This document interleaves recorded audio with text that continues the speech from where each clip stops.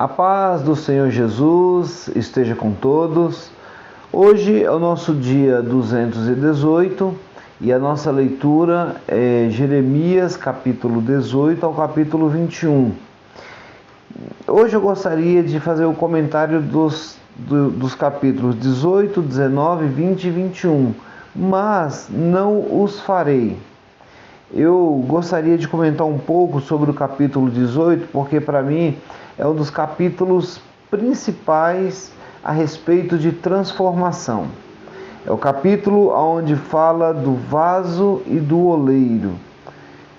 Olha o que esse livro profético nos ensina. Ele começa dizendo o seguinte: esta é a palavra que veio a Jeremias. Primeira coisa é essa: Deus falando com Jeremias e Deus ensinando a Jeremias para que Jeremias pudesse profetizar na nação de Judá, no povo de Judá. A palavra fala o seguinte: desce à casa do oleiro, desce à casa do oleiro, porque eu vou te ensinar. E ali você vai ouvir a minha mensagem.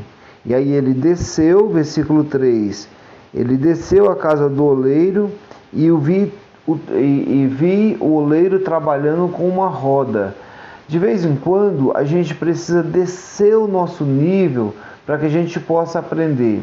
Quando eu falo nosso nível, é o nível de orgulho, de autossustentação, de nossa, entre aspas, capacidade de saber de todas as coisas. Então a gente tem que largar, descer o nível para aprender alguma coisa com o Senhor.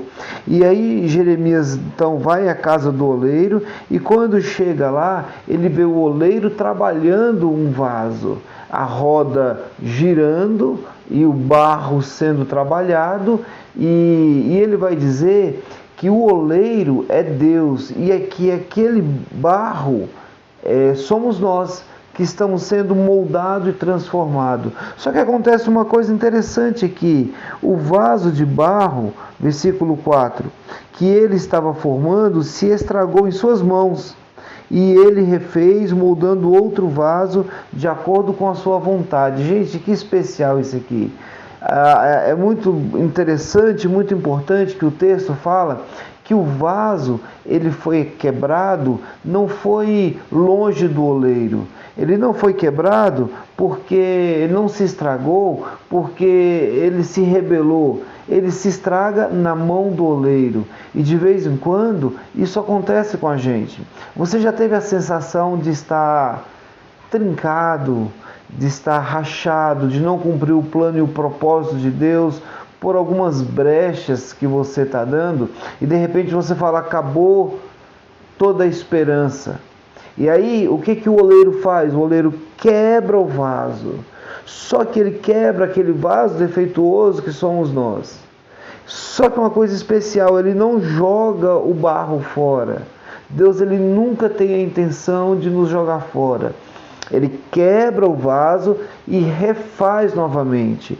É como se o oleiro falasse o seguinte: olha, eu tenho o direito de fazer o vaso que eu quero, porque eu sou o oleiro. E aliás, o apóstolo Paulo vai falar lá no livro de Romanos, no capítulo 9, no versículo 20, está escrito o seguinte: quem é você, ó homem, para questionar a Deus? O que é formado pode dizer ao que formou: por que me fizestes assim? O oleiro, ele tem direito de fazer o vaso para honra e vaso para desonra. Esse trecho ele fala que o oleiro, ele vai moldar do jeito que ele quer moldar. Por quê? Porque nós somos o barro e ele é o oleiro. Então, a grande pergunta que eu quero te fazer é o seguinte: o que o oleiro está moldando na sua vida? Qual é o tipo de molde que ele está fazendo? Será que ele vai ter que te quebrar de novo e refazer? Não deu certo, ele quebra de novo e faz um vaso para a honra? Porque a gente não pode reclamar: Deus, por que o Senhor me fez assim? Por que o Senhor está me quebrando, está doendo, está difícil? Só que ele é o oleiro. e Ele sabe o que Ele está fazendo. O grande problema é quando a gente quer ser melhor do que o oleiro. E quando nós estamos com os nossos pecados, a gente parece um barro duro que não tem como moldar. Por isso que ele é dito aqui no versículo 8, que se essa nação que eu adverti se converter da sua perversidade, então eu me arrependerei e não trarei sobre ela a culpa, e não trarei sobre ela o problema que eu havia planejado. Em outras palavras, o que ele está falando é o seguinte, que se o vaso, se o barro que somos nós se arrepender, o propósito continua. Se nós não nos arrependermos, o juízo é que vai tomar de conta da gente.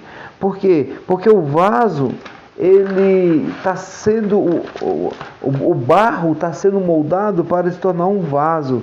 Por isso que esse processo da roda girando, ele é algo contínuo. Você nunca vai parar de ser tratado por Deus, até que você seja um vaso de honra, né? E não tem outra pessoa que sabe lidar melhor com um vaso trincado do que o oleiro. Não tem. Eu acho muito interessante que às vezes o povo não quer ser moldado. Olha o que o povo rebelde fala no versículo 12 do capítulo 18. Eles responderão: não adianta, continuaremos com os nossos próprios planos. Cada um de nós seguirá a rebeldia do seu coração mau. Essa é a raiz da destruição, que é a rebeldia. E você sabe a pior coisa que o oleiro pode fazer com um vaso rebelde, falando: eu não preciso de nada disso, eu vou continuar na minha rebeldia. Deus, ele não ataca no sentido de ir atrás. A pior coisa é o que diz aqui no versículo 17. Ele fala assim: como o vento leste, eu os dispersarei diante dos inimigos. Olha o que Deus vai fazer, o desprezo que Deus dá. Eu lhes mostrarei as costas e não o rosto, no dia da sua derrota. Deus, ele fala o seguinte: você não quer ser moldado? Ok. Ele dá as costas e vai embora e deixa o rebelde na sua rebeldia, a ponto do rebelde falar: não queremos ouvir mais a voz do profeta, versículo 19. Nós não queremos mais ouvir a palavra de Deus. Nós somos autossuficientes. Deus vira as costas e aí o juízo se torna pior para você, né? Qual é o nosso conselho de hoje? Aprenda, você é o barro e ele é o oleiro. Ele quer te fazer um jarro de honra, um vaso de honra. Só ele pode fazer isso. Que Deus te abençoe e tenha uma excelente leitura.